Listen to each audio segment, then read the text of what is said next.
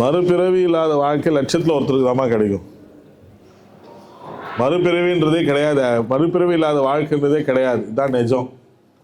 வாழ்கின்ற காலகட்டத்திலே கலியுக தர்மம் படி எடுத்துக்கிட்டிங்கன்னா, கலியுகம்னு கிடையாது, 4 யுக தர்மத்தையும் எடுத்துக்கலாம். வாழ்கின்ற காலகட்டத்திலேயே தெய்வத்தை தரிசித்து வாழும் பொழுதே தெய்வத்தோட தெய்வமா ஜோதி சுரூபமா யார் போய் ஐக்கியமாகறாங்களோ அவங்களுக்கு மட்டும்தான் மறுபிறவி கிடையாது. ஆனால் அவங்க அந்த வாழ்கிற காலத்தில் நரகம் முழுமையாக அனுபவிச்சவங்களா இருப்பாங்க. வலி, வேதனை, துன்பம், துரோகம், கஷ்டம், நஷ்டம், ஒருவேளை சாப்பாட்டுக்கு கூட பிறரிடத்துல யாசகம் பண்ணி கையேந்தி வாங்குறவங்களா இருப்பாங்க.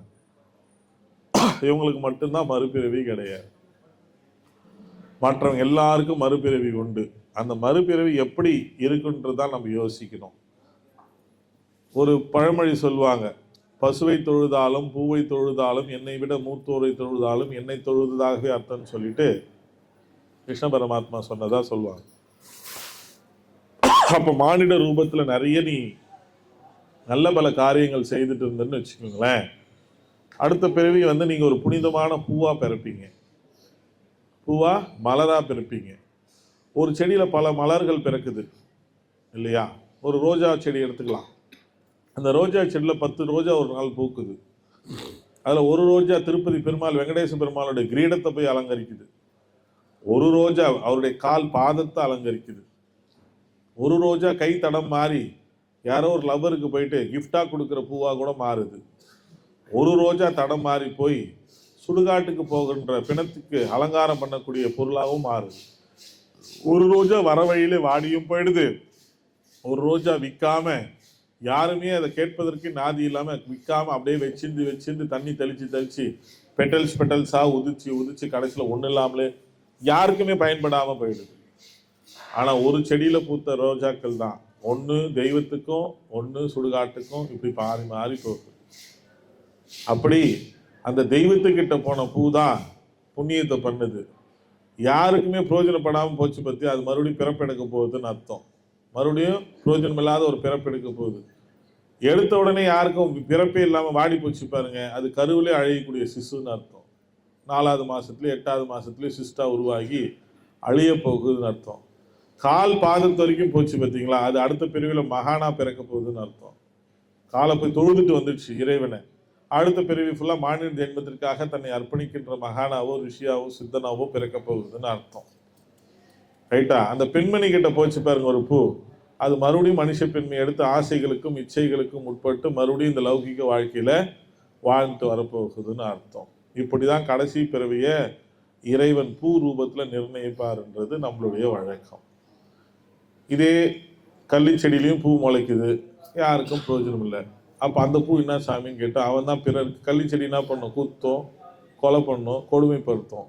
அவன் தான் யாராக வருவான், அடுத்த பிறவியில் தவறு செய்கின்றவனாக வருவான், குற்றவாளியாக வருவான்.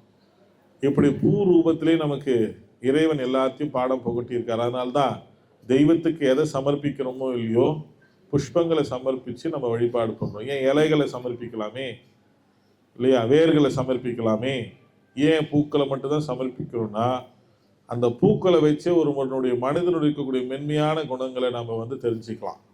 எப்படி தெரிஞ்சுக்கலாம்? அந்த கடைக்கு போவான், ரோசா பூ வாங்குவான், அவனுக்கு ரோஸ் மேலே பயங்கர இன்ட்ரெஸ்ட் இருக்கும். அது கூட ரெட் ரோஸ்னால் ரொம்ப பிடிக்கும். ஒரு பெண்மணி போகிறா, இல்லை ஆண்மகன் போகிறா, மல்லிப்பூ தான் வாங்குவான். அவனுக்கு வாழ்க்கையின் மீது ரொம்ப ஆசைன்னு அர்த்தம், தான் வாழ்கிற வாழ்க்கையின் மீது ரொம்ப ஆசைன்னு அர்த்தம்.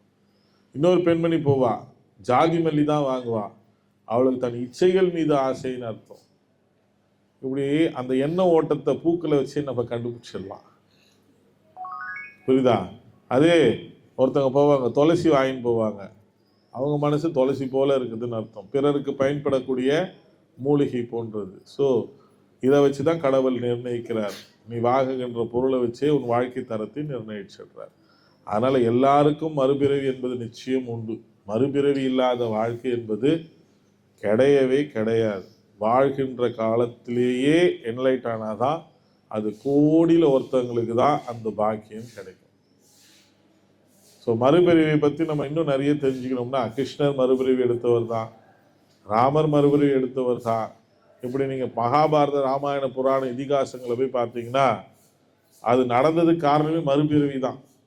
ஒன்னோட ஒன்று இன்டர்லைன் பண்ணி பார்த்தீங்கன்னா, அன்று வாலியை கொன்றது தவறு, ராமர் செய்த பிழை. அந்த பிழைக்கு திரும்ப பிராய்ச்சித்தம் தேடுறது தான் கிருஷ்ணர். அப்படி ஒன்றோடு ஒன்று நீங்கள் பார்த்தீங்கன்னா லிங்க் ஆகி தான் வரும். அன்று வாலியாக கொல்லப்பட்ட அதே வாலி தான் பிற்காலத்தில் கிருஷ்ணராக இருக்கக்கூடியவரை வேடனாக இருந்து மறைஞ்சு நின்று கொள்கிறான். அப்போ நீ செய்ததுக்கு பிராய்ச்சித்தம் தேடினால் மட்டும்தான் அது முடிவு பெற்றுச்சுன்னா அந்த கர்மா. அதனால தான் அவங்க எல்லாருக்கும் நான் அடிக்கடி சொல்வேன், தவறுன்னு ஒன்று மனசில் பட்டுடுச்சுன்னா உடனே அந்த தவறுக்கான பிராய்ச்சித்தத்தை நீங்கள் தேடிடுங்க. அது தேடுகின்ற பட்சத்தில் அது அன்றோடு அது நிவர்த்தி ஆகப்பட்டது. இல்லைன்னா அது உன் அக்கௌண்ட்டில் சேர்ந்துக்கிட்டே வரப்போகுது, கூடிக்கிட்டே வரப்போகுது. தவறுனா அந்த தவறை அன்னைக்கே திருத்திடணும். அதுதான் பிராய்ச்சித்தம் அப்படின்றத நீங்கள் உணர்ந்துடணும்.